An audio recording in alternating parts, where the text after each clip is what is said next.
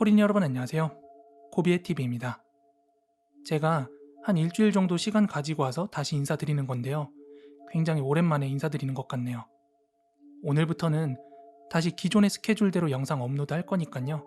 많은 관심 부탁드리겠습니다. 그리고 오늘 준비한 무서운 이야기는 익명의 제보 사연인데요. 바로 이야기 시작하도록 하겠습니다.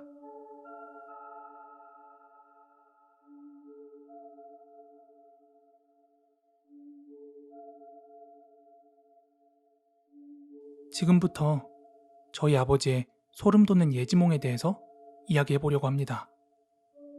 저희 아버지는 59년생이시고요. 저는 지금 34살입니다. 제가 아마 아버지께 처음 꿈 이야기를 들었던 건 초등학교 때의 기억입니다.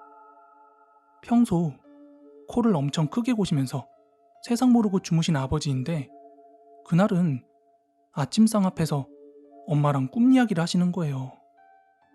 그때는 제 앞이라 그런지 꿈에 대해서 구체적으로 이야기하지 않았던 걸로 기억을 하는데 어머니께는 꿈이 되게 기분 나쁜 꿈이었다고 하시면서 여보, 오늘은 코비 좀 같이 등교시키고 와, 응? 이렇게 엄마한테 부탁을 하시더라고요. 그래서 원래는 집에서 학교까지 걸어서 한 5분 10분 남짓이라 문방구 앞에서 친구들과 만나서 같이 등교를 하곤 했지만 그날은 엄마와 함께 손을 잡고 학교로 향했습니다. 그렇게 학교로 가는 길에 있는 어느 횡단보도 앞에서 엄마와 함께 서서 기다리고 있었는데요. 저는 빨간불이 초록불로 바뀌자 길을 건너려고 발걸음을 뗐습니다. 그런데 그때 갑자기 엄마가 제 손을 확 뒤로 끌더라고요.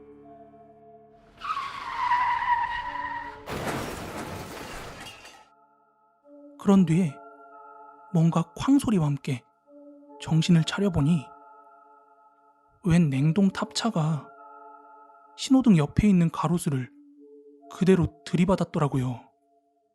그때 진짜 제 시야가 좁아서가 아니라 제 눈에 차가 아예 없었는데 그런 일이 벌어졌어요. 엄마는 그 충격으로 걱정이 된 나머지 제가 학교 끝날 때까지 운동장에서 저를 기다리시다가 하교할 때 같이 집에 돌아갔습니다.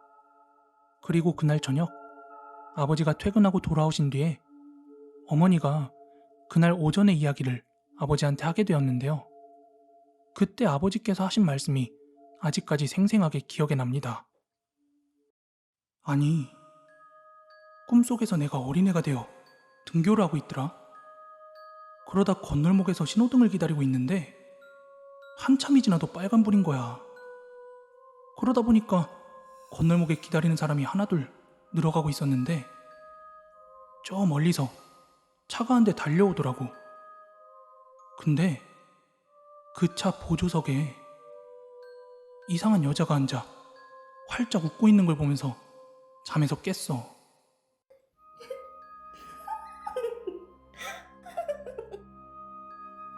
이러시면서 꿈에서 봤던 그 건널목이 분명히 제 등굣길이었다고 하시는 거예요. 그 이후에 엄마는 불안감에 며칠을 더 저와 함께 등교를 해주셨습니다. 여기까지가 제가 기억하는 아버지의 최초의 예지몽이고요. 진짜 소름이 돋았던 건 4년 전입니다. 저는 무탈하게 잘 자라서 회사 근처로 전셋집을 얻어서 부모님과 따로 살고 있었죠. 그러던 어느 날 간밤에 아버지한테 전화가 왔어요. 그때 시간이 한 새벽 3시가 넘었던 걸로 기억을 합니다. 저는 아버지가 이 시간엔 웬일이지? 싶어서 바로 전화를 받았는데 다짜고짜 아버지께서 저한테 묻는 거예요. 아들, 지금 어디야? 집이지? 아빠, 이 새벽에 당연히 집이지.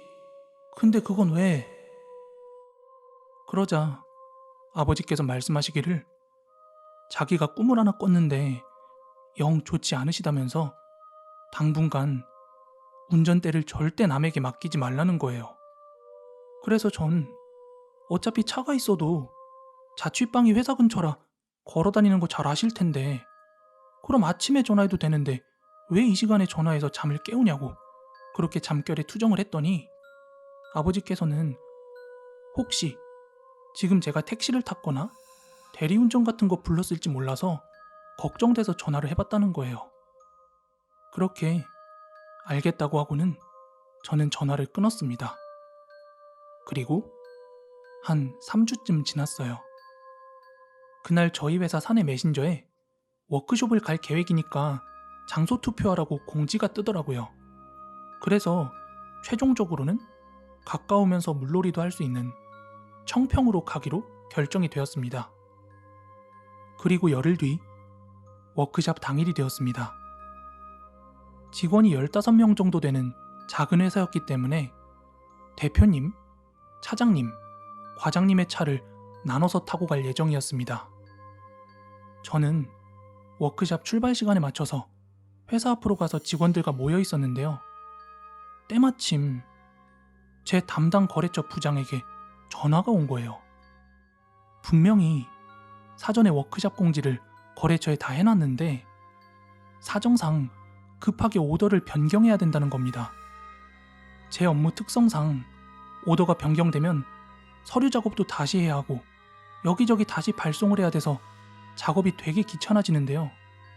그런데 거래처에서 너무 사정사정을 하길래 일단 알겠다고 했어요. 그리고 저는 대표님께 보고를 드리고 동료들에게 먼저 출발하라고 그렇게 말씀드렸습니다. 하여간 회사에서 1시간 정도 업무를 마치고 제 자취방으로 향했습니다. 그리고 나서 주차장에 있던 제 차에 시동을 걸려는 그 찰나에 동료 여직원에게 연락이 왔습니다. 코대리님, 큰일 났어요. 아직 출발 안 하셨죠? 막 이렇게 울면서 전화를 하길래 일단 진정하고 뭔 일인지 차근차근 이야기해봐라 이렇게 말했더니 아니 글쎄 과장님이 워크숍 간다고 막 신이 나가지고 속도를 엄청 빨리 밟고 있었나 봐요. 그러다가 갑자기 앞에서 급정거를 하는 바람에 그 차를 그대로 박았나 봅니다. 그래서 차에 타고 있던 직원들 전부 꽤나 많이 다쳤다는 거예요. 그런데 제가 원래 과장님 차에 타기로 되어 있었거든요. 그 순간 저는 아버지가 새벽에 이야기한 말이 떠올랐어요.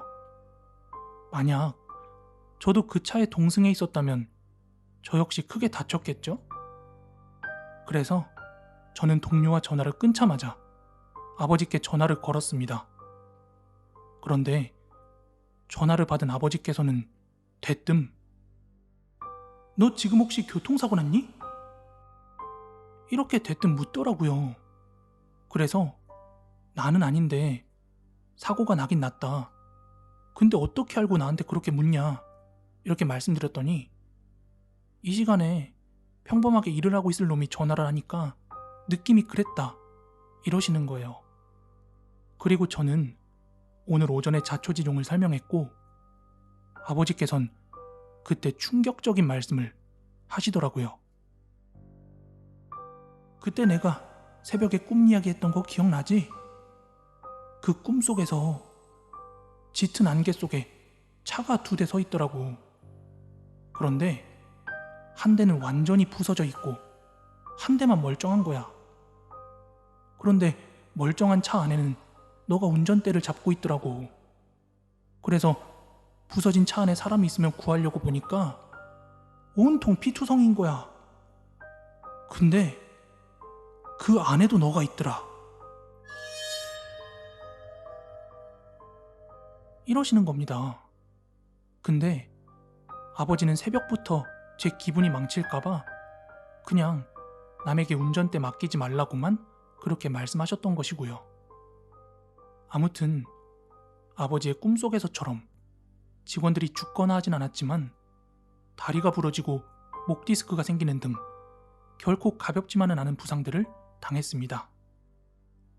아버지의 꿈 덕분에 저는 2번이나 다칠 위기를 피했지만 앞으로 아버지가 꿈을 꾸는 일이 없었으면 좋겠다는 그런 바람도 있습니다. 오늘 준비한 이야기는 여기까지고요. 재밌게 들으셨다면 구독하기, 좋아요 한 번씩만 부탁드리겠습니다. 저는 내일 더 무서운 이야기로 찾아오도록 하겠습니다. 감사합니다.